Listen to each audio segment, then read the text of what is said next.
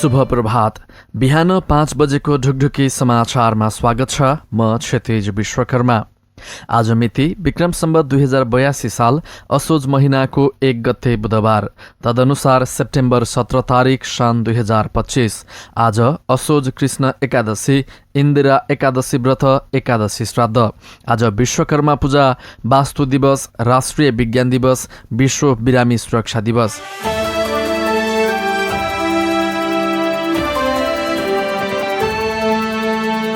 आज असोज 1 गते अर्थात् विश्वकर्मा पूजा। हिन्दूहरूले विभिन्न फलामे औजार र कल कारखानाहरूको पूजा आजा गरेर विश्वकर्मा पूजा मनाउँदैछन्।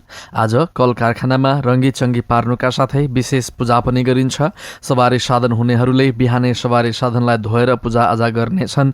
बिहानै गुड्ने सार्वजनिक सवारीका साधनलाई पनि बिहानै धोएर सफा पारी रिबन तथा विभिन्न ध्वजा पताका लगाएर रङ्गीन बनाइनेछ। गाडी मर्मत सम्भार गर्ने ग्यारेज लगायत हरेक ठूला फ्याक्ट्रीमा हिजो बेलुकैदेखि तयारी गरिएको छ। आज सामानको दिगोपन र मुनाफाको कामना गर्दै पूजा गरिन्छ। पूजा गरिसकेपछि दिनभर ती सामानको प्रयोग नगर्ने चलन छ।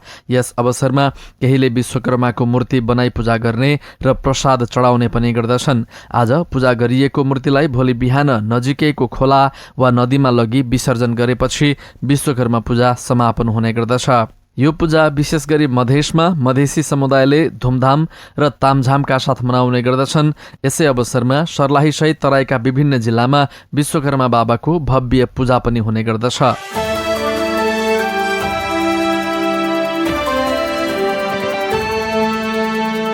जिल्ला प्रशासन कार्यालय सर्लाहीले विश्वकर्मा पूजा मर्यादित भएर मनाउन आग्रह गरेको छ। हिजो विश्वकर्मा पूजाको पूर्व सन्ध्यामा सूचना जारी गर्दै जिल्ला प्रशासन कार्यालय सर्लाहीले विश्वकर्मा पूजाको नाममा अवांछित गतिविधि नगर्न चेतावनी दिएको हो। चाडपर्वको नाममा अरूलाई असर गर्ने गरी डीजे बाजा नबजाउन र अर्केस्ट्रा ननचाउन, सार्वजनिक स्थानमा होहल्ला नगर्न, मादक पदार्थ तथा नशालु पदार्थ सेवन गरेर सवारी नचलाउन समेत आग्रह गरेको छ। सूचनालाई अटेर गरी कानून विपरीतका गतिविधि गर्ने जो कोहीलाई कानून अनुसार कारबाही हुने समेत प्रमुख जिल्ला अधिकारी तुलसी बहादुर श्रेष्ठले जानकारी दिनुभएको छ। अवांछित गतिविधिबाट व्यक्तिगत तथा सार्वजनिक सम्पत्तिमा हुने क्षतिको जिम्मा आयोजक स्वयंको हुने समेत सूचनामा उल्लेख गरिएको छ।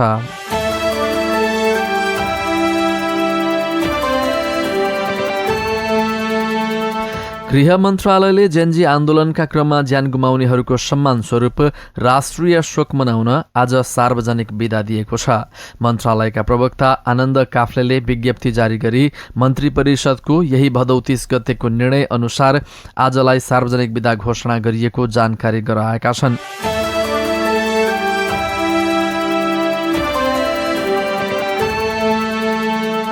यस वर्षको विजयादशमीको टिकाको शुभ साइत असोज 16 गते बिहिबार बिहान 11:53 तोकिएको छ।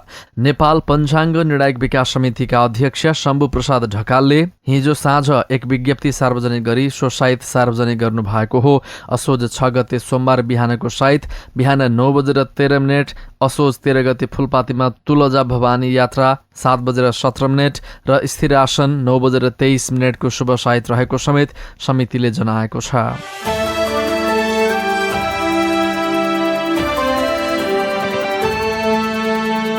सर्लाहीको लालबन्दी नगरपालिका 7 मा रहेको श्री जानकी माध्यमिक विद्यालयमा अक्षय कोष स्थापना गरिएको छ। विद्यालय व्यवस्थापन समितिका अध्यक्ष मेघराज सुवेदीको अध्यक्षतामा बसेको सर्वसम्मत निर्णय अनुसार अक्षय कोष स्थापना भएको विद्यालयका प्रधानाध्यापक एवं अक्षय कोषका सदस्य सचिव हिरालाल महतोले जानकारी दिनुभयो। हामीले यस जानकी माध्यमिक विद्यालयमा चाहिँ जानकी माध्यमिक अक्षय कोष स्थापना हामीले गरेका छौं। अब यसमा विद्यालय व्यवस्थापन समिति र यहाँ सर्वपक्षीय भेलाबाट यो अक्षय कोष सञ्चालक समिति यहाँ गठन भइसकेको छ। र अक्षय कोषको भनेको चाहिँ हामीले विभिन्न दाताहरूले सहयोगी मनका मान्छेहरूले यसमा चाहिँ अक्षय कोषमा रकम जम्मा गर्नुहुन्छ र त्यसको ब्याजबाट प्रत्येक वर्ष ब्याजबाट आउने रकमबाट यस विद्यालयमा अध्ययनरत गरीब विपन्न पिछडिएका वर्गका बालबालिकाहरूलाई हामीले स्कलरसिप छात्रवृत्ति दिने उद्देश्यका साथ अक्षय कोष स्थापना भएको छ। र यो अक्षय कोषले चाहिँ त्यस्ता वर्गमा लक्षित समूहका बालबालिकालाई चाहिँ पठन पाठनमा चाहिँ त्यसले आर्थिक सहयोग शैक्षिक सामग्री दिँदाखेरि ती लक्ष्यसम्मको बालबालिकाको भविष्य उज्जवल बनाउन चाहिँ यसले सहयोगी हुनेछ भन्ने आशा र अपेक्षा हामीले गरेका छौँ।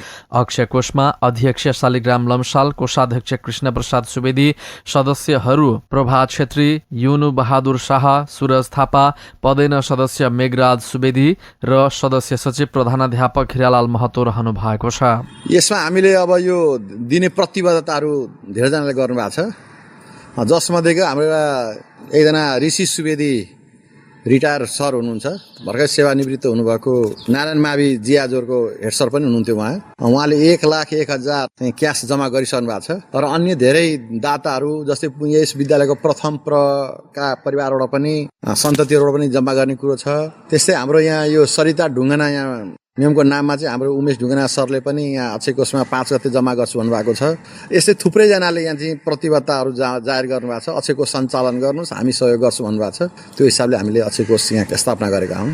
अक्षय कोषको पहिलो बैठकले अध्यक्ष, कोषाध्यक्ष र सदस्य सचिव सहित संयुक्त हस्ताक्षरबाट खाता सञ्चालन गर्ने निर्णय गरेको छ।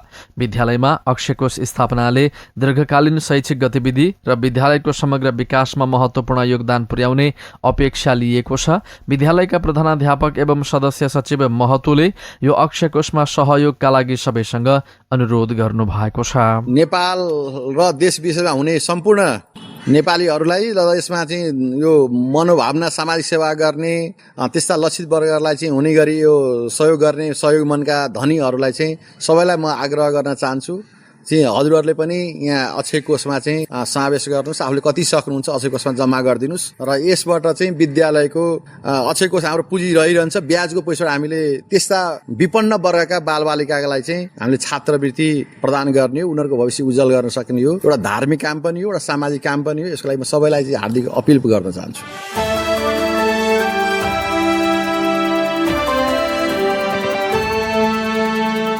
सर्लाहीमा ज्यान सम्बन्धी मुद्दामा फरार अभियुक्तलाई प्रहरीले पक्राउ गरेको छ।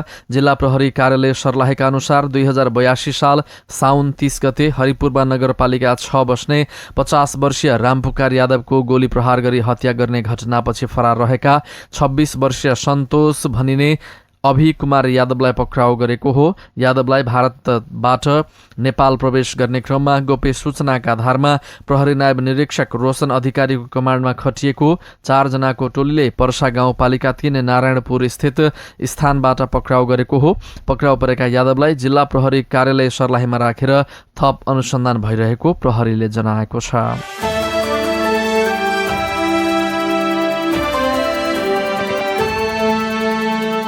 सर्लाहीका स्थानीय तहहरूले जेन्जी पुस्ताको नाउँमा भएको प्रदर्शनका क्रममा नगरपालिका र वडा कार्यालयहरूबाट चोरी गरिएको सामान फिर्ता गरिदिन आग्रह गरेको छ। ठूलो क्षति बेहोरेको लालबन्दी, हरिवन, बागमती, बरथपा, ईश्वरपुर, हरिपुर नगरपालिका र चन्द्रनगर गाउँपालिकाले सूचना नै जारी गरेर कोही कसैले सामग्री चोरी गरेर लगेको भए फिर्ता गरिदिन आग्रह गरेका हुन्।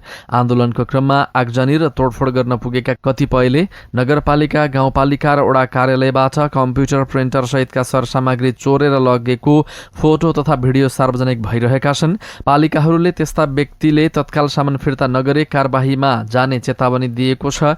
जिल्ला प्रहरी कार्यालय सर्लाहीले समेत आन्दोलनको नाममा त्यसरी चोरी डकैतीमा संलग्न व्यक्तिले तत्काल पालिकाको सामान फिर्ता नल्याए कारबाही अघि बढाउने तयारी भइरहेको बताएको छ।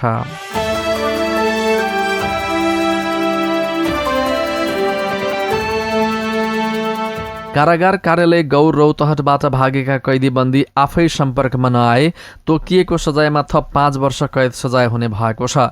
जिल्ला प्रहरी कार्यालय रौतहटले हिजो सूचना प्रकाशन गर्दै भदौ 24 गते कारागार कार्यालय गौर रौतहटबाट भागे फरार भएका कैदीबन्दीहरू कतिपय सम्पर्कमा आएको र अन्य कैदीबन्दी सम्पर्कमा नआएका हुँदा नजिकको प्रहरी कार्यालय वा कारागार कार्यालय गौर रौतहटमा सम्पर्क राख्न अनुरोध गरेको छ।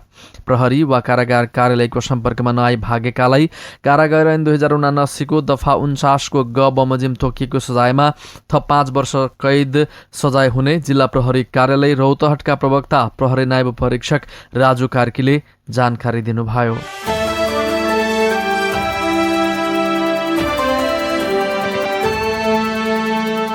विषाक्त रक्सीले बाराको सुवर्ण गाउँपालिका 3 पचगछिया टोलमा 3 जनाको मृत्यु भएको छ। मृत्यु हुनेमा 45 वर्षीय गोपाल यादव, 50 वर्षीय ऐजाजुल मिया र 27 वर्षीय डिहुआ भनिने राम सुरथ यादव रहेका छन्। वडा अध्यक्ष राम छेत्री यादवका अनुसार अस्ति साँझदेखि राति 8 बजेसम्म उनीहरूको मृत्यु भएको हो। तीनैजनाले पचगछिया टोल स्थित ट्रान्सफर्मर नजिकै सञ्चालित एक अवैध मदिरा पसलबाट रक्सी सेवन गरेका थिए।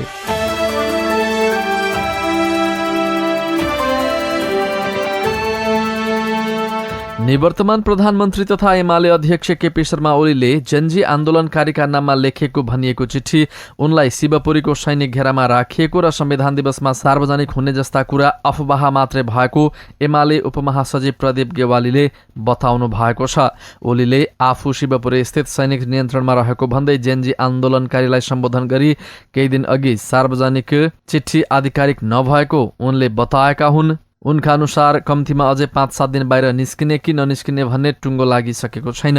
अहिलेका सबै घटनाक्रममा एमाले र त्यसका नेतामाथि प्रहार केन्द्रित भएको भन्दै उनले सबभन्दा बढी सचेत र सुरक्षित पनि एमालेका नेता कार्यकर्ता हुनुपर्ने बताएका छन्।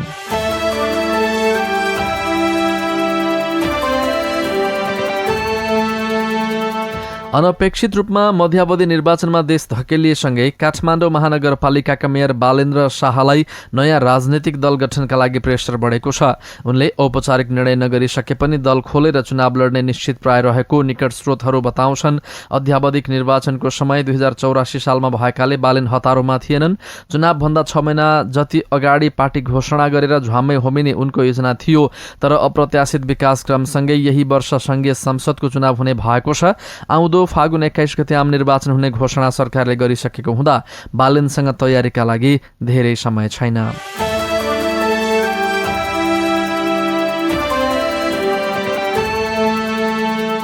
जेनजीको आन्दोलन र प्रदर्शनका क्रममा जनकपुरधाम उपमहानगरपालिका 12 स्थित रहेको मध्य प्रदेश सभा र सचिवालयमा 40 करोड मूल्य बराबरको भौतिक सामग्री क्षति भएको छ। मध्य प्रदेशका सभामुख रामचन्द्र मण्डलका अनुसार प्रदेश सभाका 7 दलका संसदीय दलका कार्यालय, दलका सभापतिहरूका कार्यकक्ष, सभामुखको कार्यकक्षदेखि लिएर सचिवालयका अधिकांश शाखामा तोडफोड र आगजनी गरी पूर्ण रूपमा क्षति पुर्याएको जानकारी दिनुभएको छ।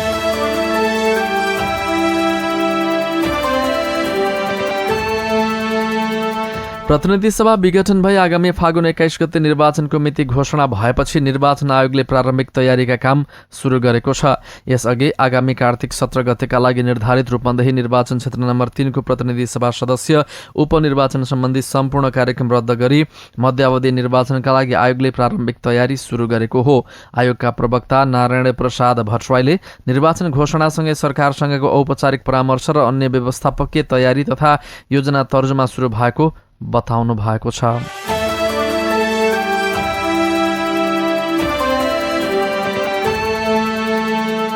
जेनजी आन्दोलनमा ज्यान गुमाएकाहरूको राष्ट्रिय सम्मानका साथ पशुपति आर्यघाटमा अन्त्येष्टि भएको छ। सामूहिक शवयात्रापछि उनीहरूको हिजो अन्त्येष्टि गरिएको हो। शिक्षण अस्पताल महाराजगञ्जबाट 10 जनाको सामूहिक शवयात्रा निकालिएको हो। 6 जनाको शव काठमाडौँ बाहिर लगिएको छ भने 4 जनाको पशुपतिमा अन्त्येष्टि गरिएको हो।